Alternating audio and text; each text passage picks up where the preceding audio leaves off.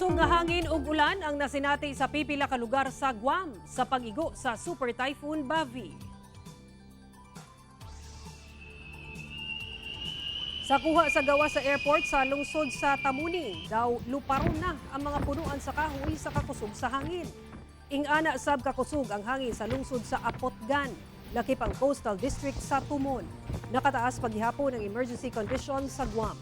Sumala sa US National Weather Service, naa sa Category 5 ang bagyo sa Northern Mariana Islands, partikular sa Tinian, Saipan ug Rota.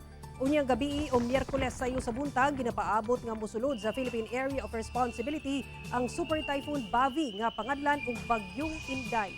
Ang enhanced southwest monsoon ug ang periphery sa Super Typhoon Bavi ang magdala og kusog nga unos sa mosunod nga adlaw, ilabi na sa kabaybayunan ug kabukiran sa mga lugar sa Mindanao.